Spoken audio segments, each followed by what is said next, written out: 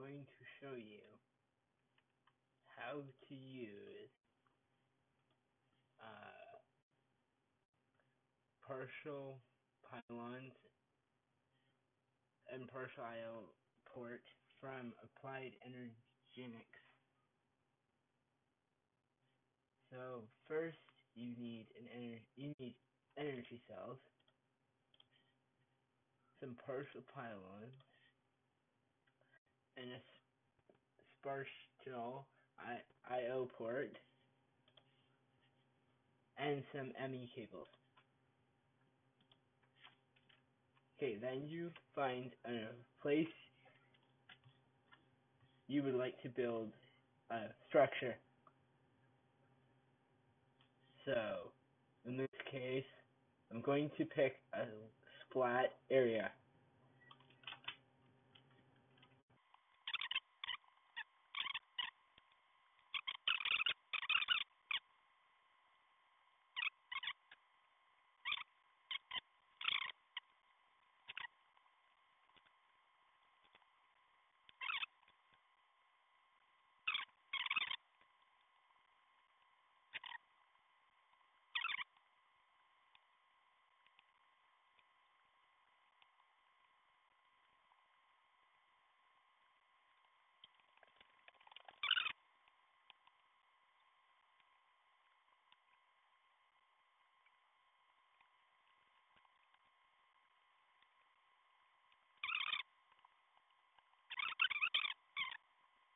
Aside and run a cable a few out and attach the IO ports to it, and on the other side make a bunch of energy cells in a large pile. The more you have, the more times you can duplicate and change your world. In this case, I'm not going to make such a large pile because it'll take too long. It'll show what happens if you run out of power.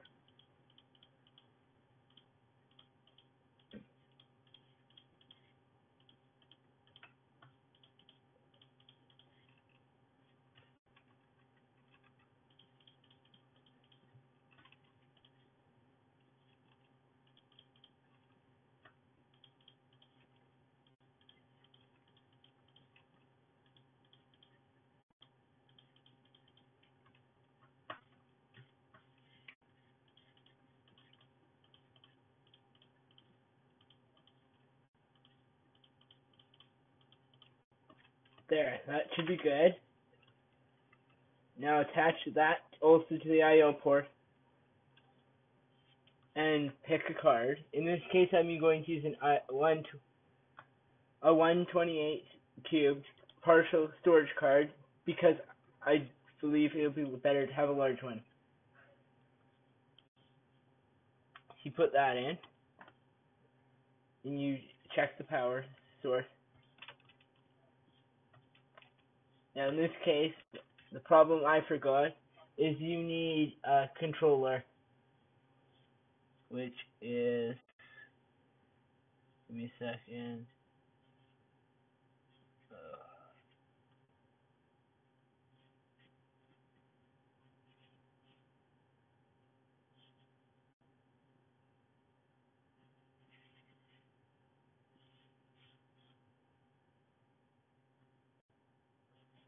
Can't seem to find it for some reason.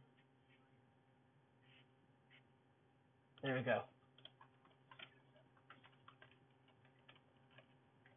Take that.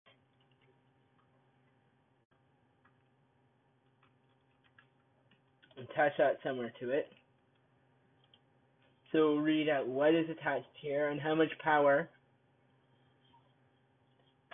So now this should work. See?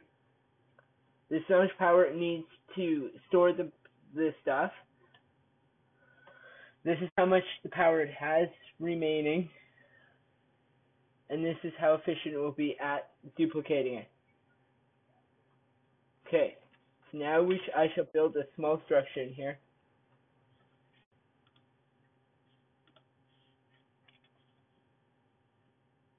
There's some mods that won't work properly, so I'm trying to avoid them. Mechanism and uh, atomic science, one of them. Most of them here will work, except the fusion reactor will not um, be removed, and same with the electromagnets. And in Galactic Craft, the aluminum wire will not be. Same with the storage and furnaces. Also, all the carpenter's blocks won't.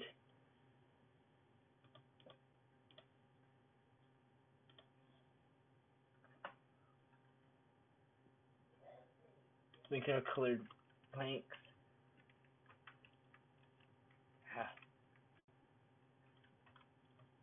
Okay, I'm gonna make a small house in here.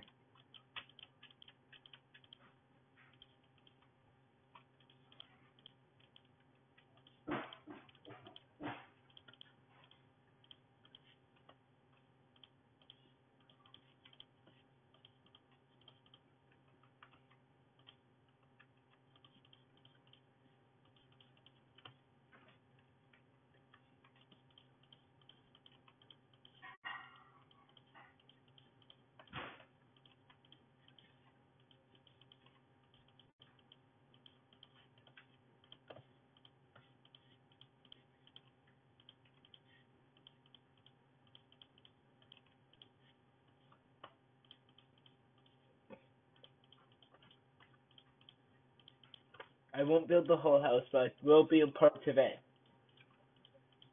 So in this case, I'm not gonna build the walls, but I will build like a furnace and stuff. Just so you can see that it won't only do blocks like this.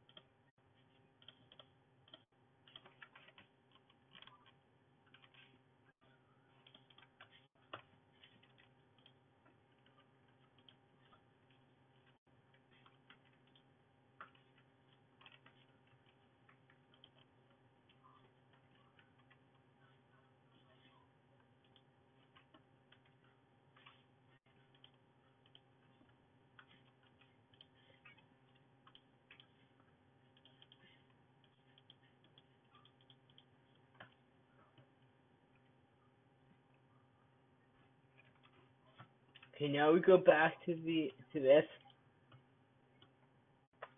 and we attach a button of some sort to it. So I'm going to use a wooden button. Anything that activates redstone will work for this. In this case, I'm using a button, so in this way I don't have to deactivate it.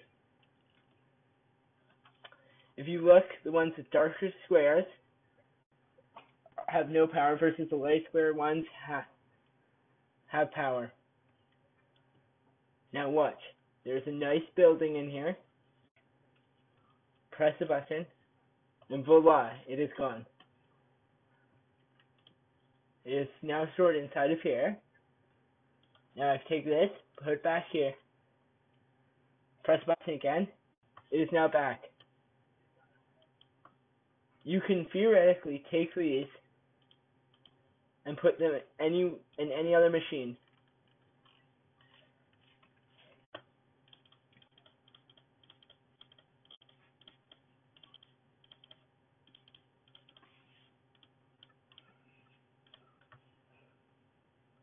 I will show you all the different sizes. This one will store up to 2 by 2 by 2. This one's 16 by 16 by 6. And this one 128 by 128 by 100. and 28. Now I will try to show you the crashing recipe.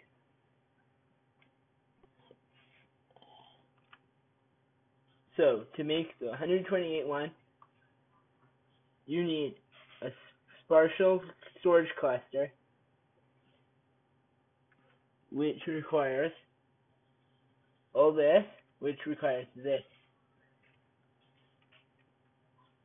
So theoretically, to build one of these would take an enormous amount of resources. So they are not feasibly useful in anything besides creative or large, expensive builds.